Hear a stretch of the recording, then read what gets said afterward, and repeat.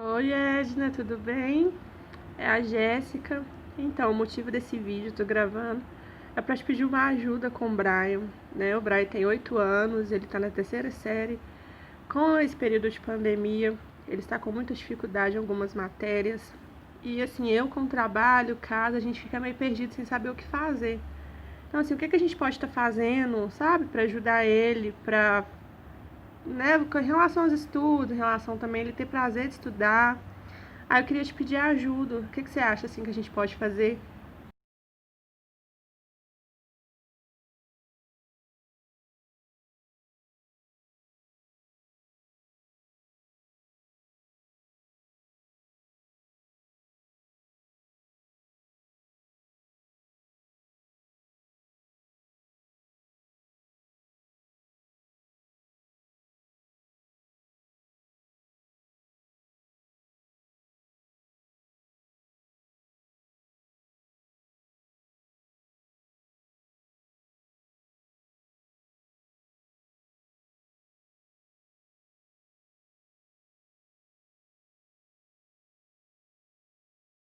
Tá me ouvindo bem aí, né, Jéssica?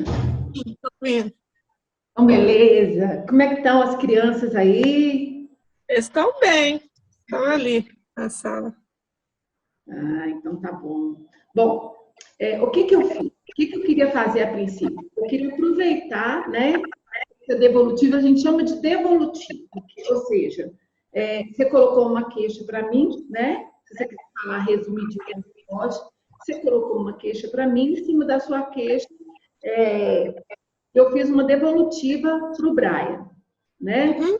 Eu acredito que, na verdade, não é uma devolutiva para o Brian, é uma devolutiva para você, né?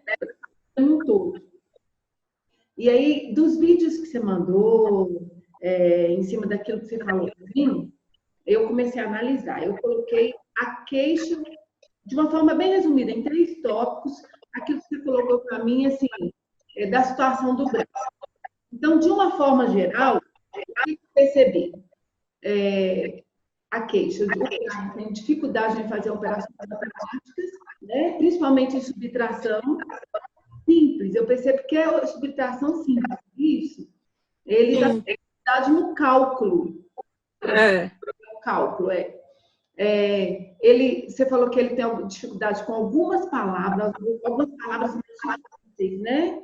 É, mas, ao mesmo tempo, ele tem uma leitura fluente, né? Ele tem uma boa fluência.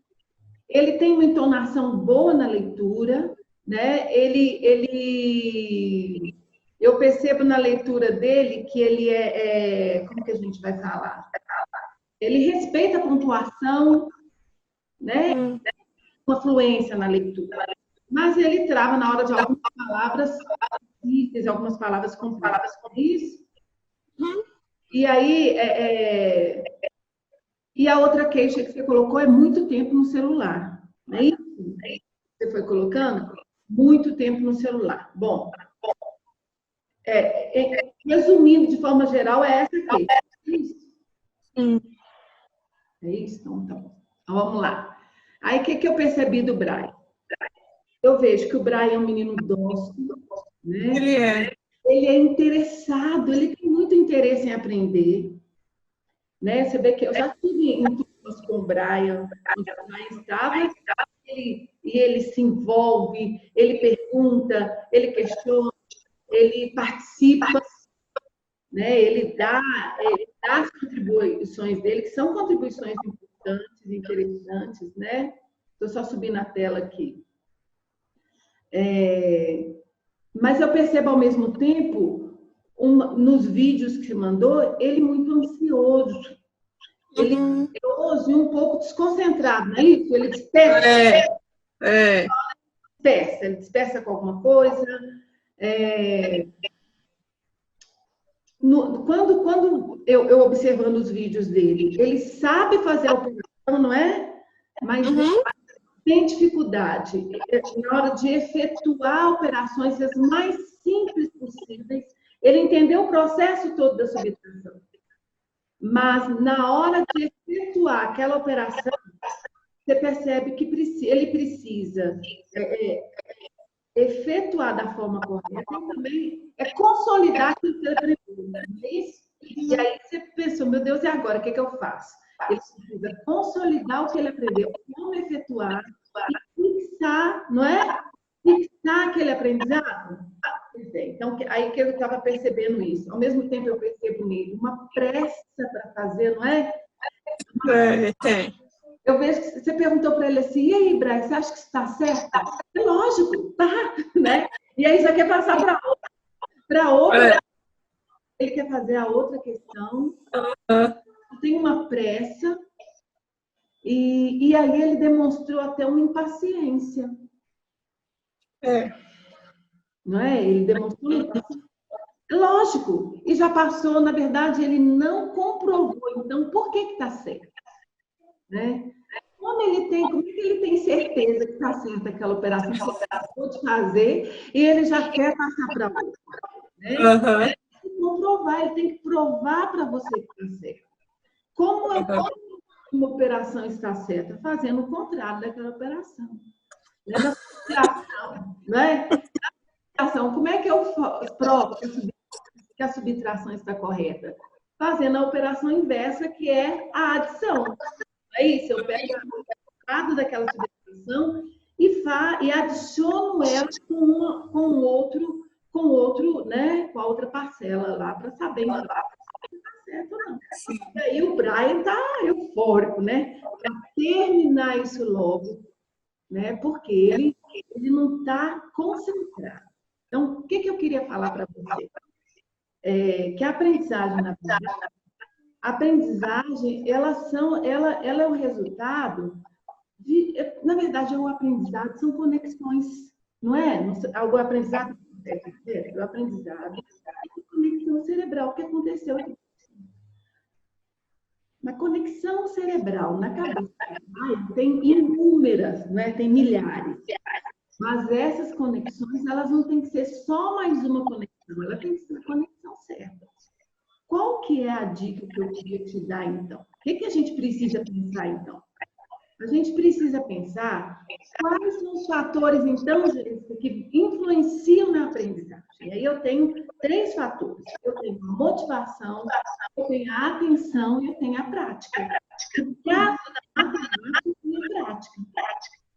Então, a motivação. O que motiva o Brian a aprender? Né? Você está ouvindo bem? Não está dando problema? De vez em quando não está dando para ouvir. Tá, né? Então, beleza. No caso dessa motivação, o que motiva o Brian a aprender? Porque a motivação, ela é o que faz a criança se empenhar na prática daquilo que ele está aprendendo, né?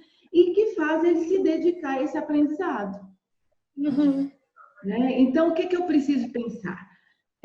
Quando aquilo que ele está fazendo é fácil demais, ele desmotiva. Mas quando está difícil demais também para a idade dele, ele vai motivar também, não é isso? Então, o que o Brian precisa na aprendizagem, na motivação? Ele precisa de um encorajamento, né? E ele precisa de um retorno positivo. Toda vez que tiver realmente certo, mas ele vai ter que provar para você que está certo. Né? Porque ele tem 8 anos. 8 anos. Né? Diante daquilo que ele já aprendeu, diante daquilo que ele consegue fazer, ele consegue te mostrar que está certo. Né? Ele consegue. Eu vou provar para você, fazendo, então, a operação inversa, eu vou te mostrar que aquilo que eu sei, aquilo que eu fiz, que está certo. E toda vez, não só que ele acertar, você dá o retorno para ele positivo, isso encoraja, isso motiva. Né? Isso motiva quando ele sabe que acertou. Porque uma das coisas que motiva a criança é o acerto. Quanto mais ele acerta, mais motivado ele fica. Então, ele precisa saber que ele acertou e você, na hora, faz a festa, parabéns, você acertou realmente. Então, vamos agora para outra questão, né? Mas também na forma de lidar com o erro. Quando ele erra, você mostrar para ele, não está certo. é você encorajá-lo a encontrar o erro dele. E isso também motiva quando ele encontra o erro. Ele fica empolgado. Ah, então eu errei nisso. E isso também motiva a criança. Então, eu preciso pensar nisso. Primeiro, na motivação. E aí vem o segundo, a atenção. Você vai entender por que eu estou te falando da motivação, da atenção e da prática. Porque é o que eu percebo no Brian. O Brian está muito desatento, não é isso? Ele mostra, assim, uma falta de concentração. E o que a atenção é a porta do aprendizado. O foco da criança, o foco do Brian naquilo que ele está errando, né, naquilo que ele precisa aprender, vai ser a porta para o aprendizado dele. Então, na operação, na subtração, né, ou então nessas palavras mais complexas que ele está mostrando dificuldade, então eu preciso trazer o foco do Brian para cá. E o foco tem muito a ver com a visão. O foco é como se você fosse fechando ali o foco dele naquilo que ele consegue enxergar. Eu vou chegar naquela palavra. Aquela palavra que ele está com dificuldade. Então, eu estou fechando o foco dele. Vou fechar aqui nessa palavra, um exemplo, na palavra. E aí, nessa palavra, eu vou chamar a atenção do Brian para essa palavra que ele mostra dificuldade. Então, eu preciso trabalhar a atenção, o filtro. E o foco, o que é? Não é só eu concentrar naquilo que está tendo dificuldade, mas também eu desprezar aquilo que tira o meu foco. Eu preciso pensar, o que tira o foco do Brian nessa situação? Até porque, gente, o cérebro da criança, o cérebro de qualquer pessoa, o nosso cérebro, ele só consegue realizar uma coisa de cada vez. Então, a criança na hora de aprender, ela precisa tirar os distratores. O que é distratores? Tudo aquilo que distrai o Brian naquela hora. Eu preciso tirar isso de foco. Eu preciso tirar isso ali daquele ambiente, né?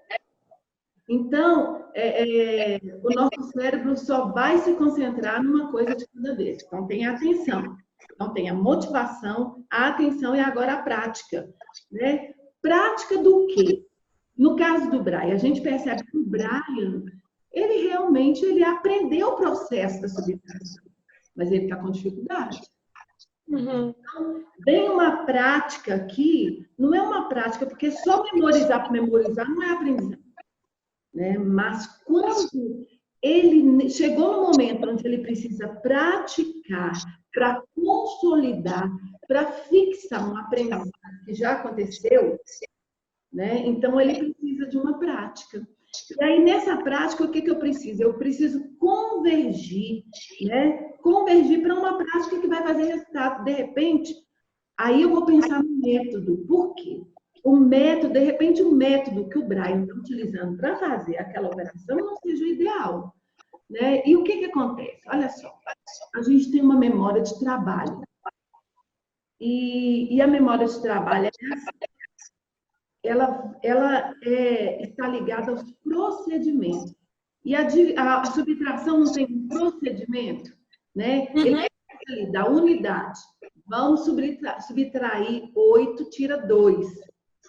Né? Mas quando eu vou subtrair 28 para tirar 9, já tem um outro procedimento, não é? Já são vários procedimentos, porque eu tenho que tomar emprestado, né? Porque eu vou ter que subtrair, eu tenho que pensar que o 9, a unidade 9 é maior do que a unidade 8 que está lá em cima. Então, eu tenho um outro procedimento. A memória de trabalho, ela precisa de momentos, né, de procedimentos para efetuar uma subtração.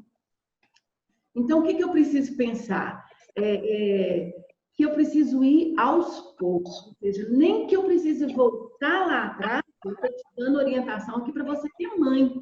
Não para você que é mãe, para você conseguir trabalhar com ele sem você precisar agora gastar um dinheiro com professores de reforço quando você vai dar conta de fazer, de ajudar nessa situação. Né? Então, eu preciso pensar nesse método de ir aos poucos. Como é que eu vou aos poucos? Deixa eu mudar aqui a tela. Como é que eu vou aos poucos, né? Nessa situação, nesse procedimento de educação. Então, nós precisamos pensar em duas situações. Primeiro, o que eu preciso pensar, então, nessa aprendizagem em casa? É que existem dois fatores. Existe o ambiente que o Brian está e existe a pessoa que ensina, ou as pessoas que ensinam. Você já pensou nisso? Sim. Já pensou? Já pensei, sabe, Edna? Eu até falo que assim, a gente, né, a gente erra, mas a gente também tem que reconhecer o erro, né? Até pouco tempo atrás, eu e o Devinho, a gente colocava muito pressão, porque o Bernardo, ele tem uma facilidade maior. E ele só tem 6 anos, ele ainda não foi para a escola. Então, assim, ele, a idade dele, eu acho ele até avançado em questão, assim. Não sei porque ele vê o Brian fazendo, sabe? Então, assim, ele já pega, ele já quer fazer, ele me cobra, mãe, faz quantos que é tal, vez tal. Eu falei, calma, Bernardo, nem você não tá na hora de aprender isso, não. Então, querendo ou não, quando a gente começou, né, com essa pandemia, passar exercício pro Brian, e a gente viu que ele tinha dificuldade, a gente também colocou muita pressão. Não, mas seu irmão sabe, seu irmão se interessa, por que você é mais velho? Então, acho que isso deu uma travada, sabe? Assim, hoje em dia a gente já reconheceu, já sentei, já conversei com ele. Tanto que hoje em dia ele até brinca, mãe, o Bernardo é melhor em matemática, eu sou melhor em português, né? Ele já achou até esse, sabe, para tentar se justificar. Sim, isso é interessante, o que você está me falando é interessante. O que acontece? Tem o ambiente, né? E o ambiente é um estímulo para o irmão. Por quê? Porque o mais velho faz, ele vê fazer, e a criança pequena aprende muito pela imitação. Ele vai vendo ele fazer, vai vendo aquele procedimento e vai aprender mais rápido também, né? Então, tem essa questão que ele é estimulado pelo irmão mais velho, né? E tem a questão do modelo e tem a questão do elogio. Do rótulo nós vamos falar daqui um pouco. Mas o que acontece? É o elogio adequado. Mas vamos chegar lá. Quando a criança começa, eu sou mais inteligente em matemática, mas meu irmão é mais inteligente em português, e a criança começa a colocar, a gente precisa ter cuidado para não ser uma crença que a gente está colocando na cabeça da criança e que vai limitá-la para o resto da vida. Pode limitar. Porque o que importa, o mais importante, não é se a criança tem uma inteligência em um conteúdo ou em uma matéria. O mais importante é a gente elogiar a criança pelo esforço dela. Sim, você está mostrando, o seu irmão está mostrando que ele tem mais facilidade, e que a gente costuma falar que a inteligência é uma facilidade em aprender. Ele tem mais facilidade em matemática. Mas o seu esforço pode te colocar melhor do que o seu irmão. Então, eu preciso aprender. A mãe, o pai precisa elogiar o esforço da criança. Quando a gente começa a elogiar o esforço dele, o resultado pelo esforço, ele começa a se motivar e ele começa, então, a buscar essa melhora e ele realmente vai entender que tem jeito dele ser melhor em matemática, ou ser mais inteligente em matemática. E isso eu estou te falando resultados de várias crianças que fazem isso, que estão conseguindo esse retorno. Bom, então vamos lá, vamos pensar primeiro então no ambiente.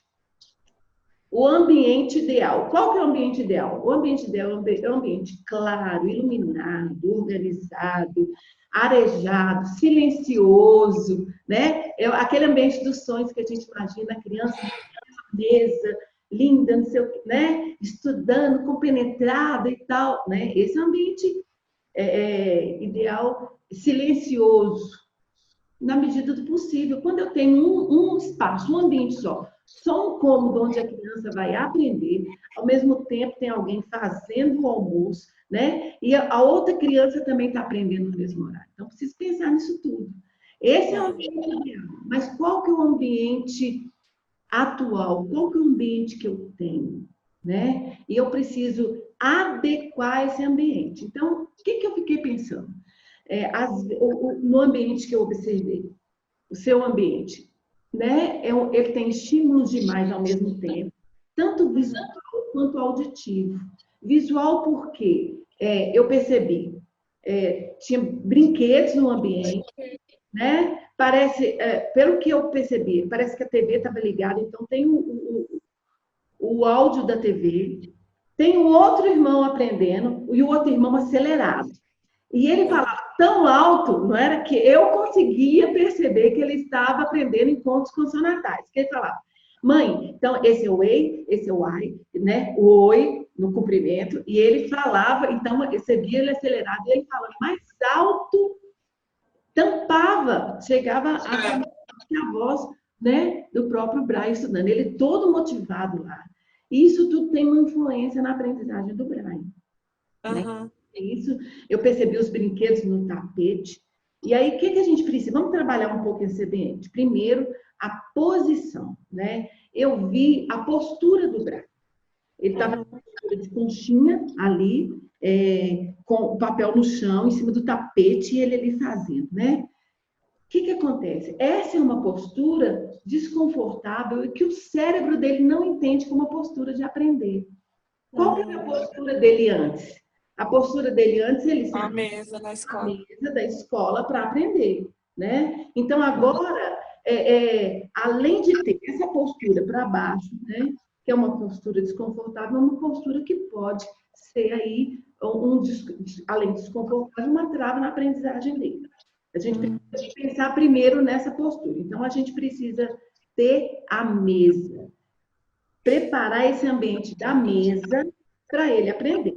Né? Então, o corpo, a postura que ele se acostumou a aprender antes. O cérebro vai chamar essa atenção para esse momento de aprendizagem. Então, primeira coisa que a gente precisa pensar na mesa. Segundo, na tranquilidade que ele precisa desse momento. Né? O volume da TV, o irmão brincando. Não tem problema o irmão aprender no mesmo horário. Não tem, até porque eu ensinava minhas 3 filhas no mesmo horário. Eu colocava as 3 à mesa e eu ia atendendo cada uma naquela atividade que estava fazendo, e eu olhava o tom de voz, e enquanto ela fazia, eu ia agora orientar a outra no outro canto da mesa e depois ia orientar o outro. E eu percebi uma coisa muito bacana, uma parceria sua e do seu marido, não era? Parece que ele ajudava o B e você ajudava o Brian, né? O que precisa pensar no tom da voz, né? Falar mais baixo e nesse momento de silêncio do outro, você aproveitar para falar, para conversar com esse de cá, né? E acho que dosando o tom da voz, vocês vão conseguir aí ter esse equilíbrio. E aí vem o segundo tópico. Deixa eu ver se eu consigo colocar aqui, se eu consigo compartilhar com vocês aqui essa tela. Vamos ver se eu consigo compartilhar aí. Você consegue ver a tela aí? Sim, consigo. Então, vamos lá. Então, eu falei da posição, falei da mesa, né? Da importância da mesa, do lugar adequado. Eu costumo falar, sabe, Jéssica, que esse momento de chamar a criança para aprender, ele precisa ter um lugar tão especial, ainda mais agora, nessa época de pandemia, onde a mãe precisa assumir isso em casa, você fazer desse ambiente o ambiente melhor possível da casa. É a mesa, coloca um cartazinho ali, momento de aprender, coloca um bonequinho, sei lá, enfeita, coloca a melhor toalha nessa mesa, mas deixa esse ambiente o mais agradável possível, certo? E aí vem, agora olha aqui, aí vem o horário adequado. O que eu percebo? Você chegou do trabalho, né? Era à noite, e aí você estava estudando com o Brian. Bom, a gente vai ter que se adequar, lógico, mas o horário da noite não é o melhor horário para a criança aprender. Até porque uma criança de 8 anos, até porque ele ficou o dia inteiro diante das telas. Então, ele está cansado, ele está desatento, ele está desconcentrado, porque ele viu durante o dia todo, ele esteve diante de vários estímulos, e agora ele precisa concentrar. Então, precisa pensar nisso. Se tiver jeito, no seu caso, né, do pai colocar esse momento de estudo mais cedo, esse momento de aprender, num outro horário do dia, será melhor. Ou se você colocar isso ali no final da tarde, assim que você estuda, né? De repente, se adequar mesmo. cansada, a criança cansada, com a mente cansada, não aprende. É igual você, quando você está cansada. Você consegue ali, principalmente, fazer cálculo, Não.